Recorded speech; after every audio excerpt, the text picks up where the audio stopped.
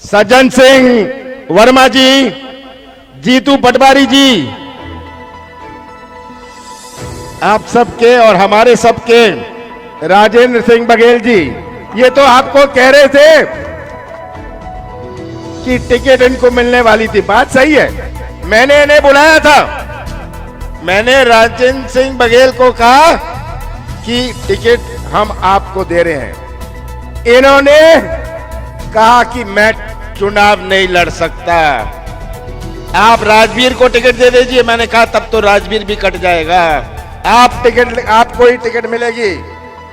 फिर से मैंने इनसे निवेदन किया, ये राजी नहीं हुए। उसके बाद जिन्होंने कहा मेरा स्वास्थ्य खराब है, मैंने कहा स्वास्थ्य खराब है, सर्टिफिकेट दिखाइए, डॉक्टर की रिपोर्ट लाइए। और ये सच बात है, ये डॉक्टर की रिपोर्ट जब लाए, मैंने रिपोर्ट पढ़ी और तब तय किया कि ठीक है, राजेंद्र सिंह जी सही बोल रहे हैं।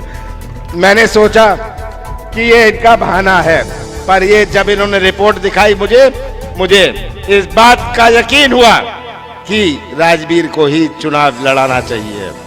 हमारे अध्यक्ष अशोक पटेल जी, मनोज रजानी जी, कुणाल चौधरी जी, श्याम हुलानी जी, शांतिलाल गामी जी, कैलाश कुंडल जी, मेरे बहुत पुराने साथी कृपा शंकर शुक्ला जी, और सभी यहां आए हुए, इतनी देर से बैठे हुए आदरणीय बुजुर्गों, भाई और बहनों, मैं आपको धन्यवाद देना चाहता हूं। मैं धन्यवाद देना चाहता हूं कि आप इतनी संख्या में यहां आए।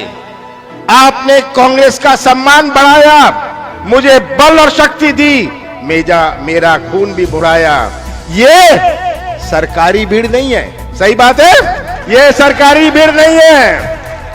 शिवराज जी जाते हैं, कलेक्टर, डिप्टी कलेक्टर, एसडीएम, तहसीलदार को कहा जाता है कितनी भीड़ लाओगे, सरकारी भीड़ आती है। मैंने तो एक कलेक्टर को फोन किया, क्योंकि बहुत भीड़ थी, मैंने कलेक्टर को फोन किया कि तुमने आईएएस बनने में बहुत ट्रेनिंग ली थी, पर तुमने भीड़ जमा करने की भी ट्रेनिंग ली थी क्या कभी?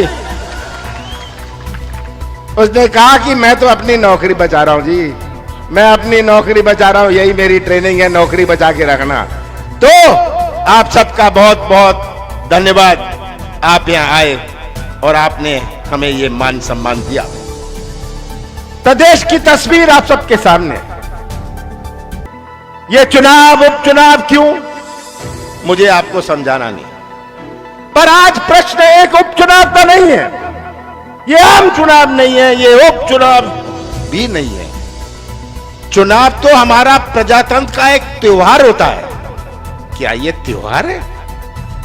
किस प्रकार हमारे प्रजातंत्र और संविधान का खिलवाड़ किया गया, कैसे सौदा हुआ, सौदे से सरकार बना ली, ये तो आपने सुना। हमने तो वोट से सरकार बनाई थी, इन्होंने तो नोट से सरकार बना ली। और जो संविधान हमारे बाबा साहब अंबेडकर ने बनाया था, पंडित जवाहरलाल नेहरू ने उनके साथ मिलकर बनाया था, वो संविधान में ऐसा प्रावधान नहीं था। प्रावधान था कि अगर कोई सांसद गुजर जाए, कोई विधायक गुजर जाए, तो उपचुनाव होता है। बाबा साहब अंबेडकर ने कभी नहीं सोचा था कि अपनी देश में इस प्रकार की बिकाऊ राजनीति भी होगी। उनके स्वप्न में उन्होंने सोचा था कि अपना देश नैतिकता और सिद्धांतों का सम्मान करता है। पर ये उपचुनाव में हम घसीटे गए। छोटा सौदा तो छिप जाता है, बड़ा सौदा छिपता नहीं है, ये बात आप समझ जाइए। कैसे सौदा किया, और शिवराज जी अब आके मेरे से 15 महीनों का हिसाब मांगते, चिल्लाते फिरते हैं कि कमलनाथ 15 महीने का हिसाब दो। शिवराज जी, मैं हिसाब देने को तैयार हूं, आ जाइए, वहां खड़े हो जाइए, जनता के सामने आ जाइए, आप खड़े हो जाइए। 15 महीने नहीं थे मेरे पास, 2.5 महीने तो लोकसभा चुनाव और आचार संहिता में गए, सही है। 1 महीने इनके सौदेबाजी में गया, मेरे पास तो 11.5 महीने थे। आइए, मैं आपको हिसाब देता हूं, आ जाइए, आप 15 साल का हिसाब किताब दीजिए। आप 15 साल की तो बात नहीं करते, मेरे से हिसाब मांग रहे हैं। किस बात का हिसाब मांग रहे हैं? आपने कैसा प्रदेश मुझे सौंपा था जब कांग्रेस की सरकार 15 साल बाद बनी? ऐसा प्रदेश सौंपा जो किसानों की आत्महत्या में नंबर 1। ऐसा प्रदेश शिवराज सिंह ने सौंपा जहां बेरोजगारी में मध्य प्रदेश नंबर 1। आपने तो टेलीविजन में देखा, मीडिया में देखा कैसे मजदूर आ रहे थे, देखा ना? आपने कभी गुजरात का मजदूर देखा? आपने कभी केरल का मजदूर देखा? आपने कभी तमिलनाडु का मजदूर देखा? मजदूर तो मध्य प्रदेश का, छत्तीसगढ़ का, उत्तर प्रदेश का, बिहार का आपने मजदूर देखा। इन्होंने 15 साल ये मजदूरों का उत्पादन किया। बेरोजगारी में हम नंबर 1, भ्रष्टाचार में नंबर 1, महिलाओं के अत्याचार में नंबर 1। और पिछले 8 महीनों में महिलाओं के अत्याचार में शिवराज जी 8 महीनों में, पिछले 8 महीनों में मध्य प्रदेश को भी नंबर 1 बना दिया। आप रोज पढ़ रहे हैं अखबारों में, क्या हालात हैं? शिवराज जी आएंगे नहीं, उनको हमारे किसानों की आवाज नहीं सुनाई पड़ती, नौजवानों का दुख नहीं दिखता, आंख नहीं चलती, कान नहीं चलते, मुंह बहुत चलता है इनका। चलता है ना मुंह बहुत, कोई भी झूठ बोल लो, झूठ बोल लो, ये तो झूठ को भी शर्मा देंगे। ऐसा झूठ बोलते हैं, हर चीज में झूठ बोल देंगे। किसानों का कर्जा माफ नहीं हुआ। शिवराज जी, मैंने शुरुआत करी थी कि कृषि क्षेत्र में हम एक नई क्रांति लाएं। किसान का जन्म कर्जे में होता है, किसान की मृत्यु कर्जे में होती है। सही बात है। मैंने शुरुआत करी थी कि किसी क्षेत्र में, कृषि क्षेत्र में हम एक क्रांति लाएं, किसानों को राहत मिले। देश के इतिहास में पहली दफे कर्जा जब माफ होता था तो डिफॉल्टर का होता था। मैंने कहा मैं चालू खाते वालों का भी कर्जा माफ करूंगा। सही बात है। हमने चालू किया, पहली किश्त में 21 लाख किसानों का कर्जा माफ किया। दूसरी किश्त में हम आगे बढ़ रहे थे कि 2 लाख रुपए तक का चालू खाते वालों का भी हम माफ करेंगे। 1 जून से हमने 3 किश्त बनाया था, 1 जून से, कि हम किसानों का कर्जा, पूरा कर्जा माफ कर देंगे। और मैं वचनबद्ध हूं, हमारी सरकार आएगी तो किसानों का कर्जा माफ होगा। हमने तो शुरुआत करी थी, हर किसान का कर्जा 2 लाख रुपए तक हम माफ करेंगे। हमें कृषि क्षेत्र में क्रय शक्ति बढ़ानी है। भाइयों, आपको समझ नहीं आती, हमारे बुजुर्ग भी कभी नहीं समझते कि मध्य प्रदेश की अर्थव्यवस्था आधारित है कृषि क्षेत्र पर। जब किसान के जेब में पैसा होता है, क्रय शक्ति, खरीदने की ताकत होती है, तो गांव में किराने की दुकान चलती है, ये देवास और हटपिपलिया का बाजार चलता है।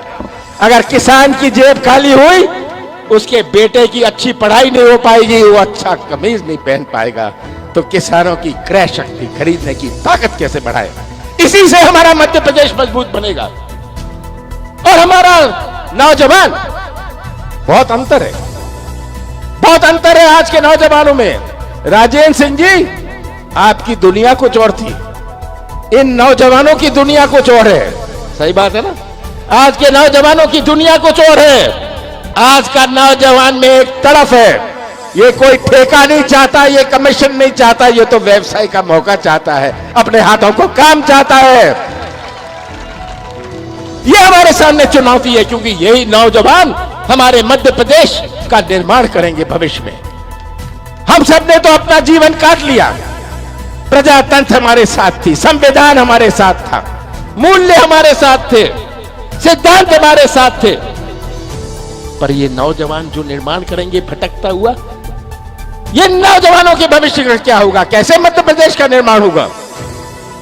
और जितने उद्योग लगते नहीं मध्य प्रदेश में 15 साल में, उससे ज्यादा उद्योग बंद हो जाते हैं। ये कलाकारी, तरह तरह का कार्यक्रम, इन्वेस्टमेंट समिट शिवराज जी करते थे, केवल ये मीडिया की राजनीति, केवल झूठ बोलने का मौका। उनको माइक दे दो, माइक दे दो, मंच पर खड़ा कर लो, और उनकी झूठ की कथा शुरू हो जाती है।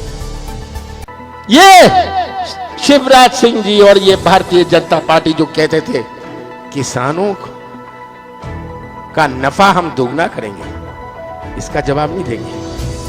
जो कहते थे 20 लाख करोड़, याद है जब कोविड हुआ 20 लाख मोदी जी ने करी थी ना। बहुत उस्ताद है, बहुत उस्ताद है ध्यान मोड़ने की राजनीति। पाकिस्तान की बात करने लग जाएंगे, चीन की बात करने लग जाएंगे, राष्ट्रवाद की बात करने लग जाएंगे। कौन से राष्ट्रवाद की बात कर सकते हैं आप? कोई भारतीय जनता पार्टी का नेता है जो स्वतंत्र संग्राम सेनानी हुआ है? मैं तो पूछना चाहता हूं, नाम बता दीजिए। एक नेता नहीं इनका, एक नाम भारतीय जनता पार्टी नहीं ले सकते जो स्वतंत्र संग्राम सेनानी हुए। और ये राष्ट्रवाद का पाठ कांग्रेस को पढ़ाने आए।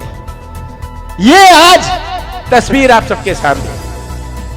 मैं तो आप सबसे कहता हूं कि ये जो झूठ की राजनीति है, जो कलाकारी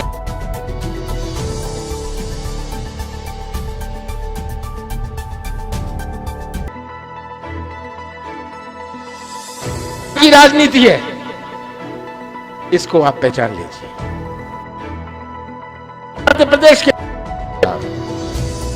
कैसा मध्य प्रदेश हम बनाना चाहते हैं? 15 साल बाद लोगों ने शिवराज सिंह को को पहचान लिया था। उसके बाद उन्होंने कांग्रेस की सरकार बनाई। हमने शुरुआत करी थी। कौन सी गलती मेरी थी? कौन सा पाप मैंने किया था? कौन सा गुनाह मैंने किया था कि किसानों का कर्जा माफ करना शुरू करें?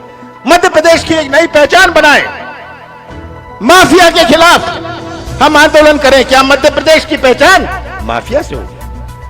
क्या मध्य प्रदेश की पहचान मिलावट से होगी? नई पहचान बने। मध्य प्रदेश की तुलना छोटे छोटे प्रदेशों से ना होए, पिछड़े क्षेत्रों से ना होए, प्रदेशों से ना होए। मध्य प्रदेश की पहचान बड़े बड़े और विकसित प्रदेशों से हुए, पर हमें वैसा मध्य प्रदेश बना। मैंने शुरुआत करी थी। कौन सी गलती करी थी कि बिजली के निर्णय लिए? कौन सी गलती थी कि हम यहां देश नहीं आने वाला?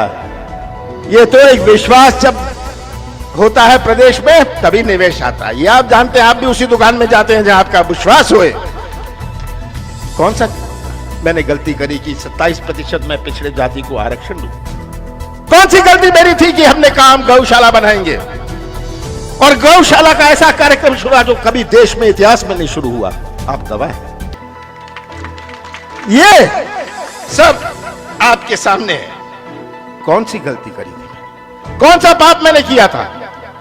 मैं बताता हूं। मैंने सौदा नहीं किया, मैंने सौदे की राजनीति नहीं करी। मैं भी सौदे की राजनीति कर सकता था, पर मैंने कहा हम सौदे की राजनीति नहीं करते। कांग्रेस में ये हमारे सिद्धांत नहीं है, कांग्रेस में हमारी ये संस्कृति नहीं है। कांग्रेस की संस्कृति तो जोड़ने की संस्कृति है।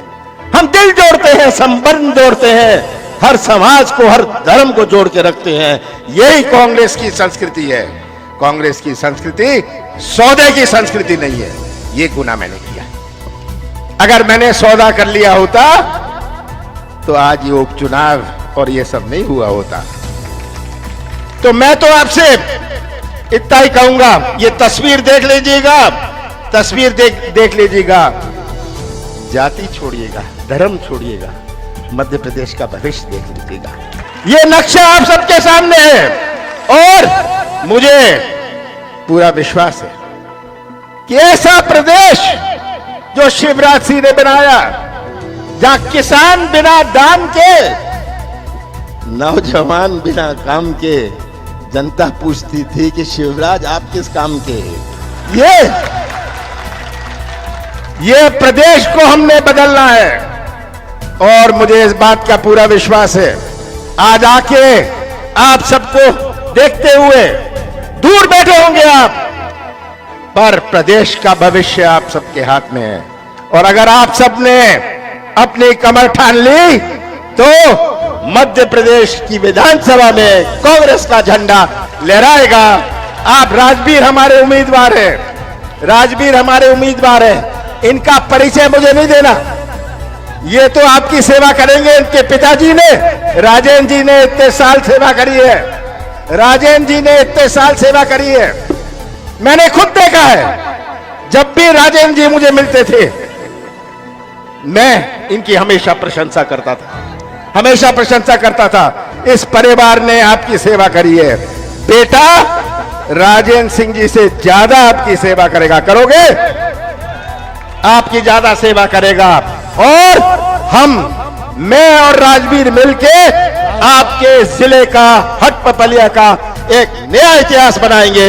आप सबका बहुत बहुत धन्यवाद।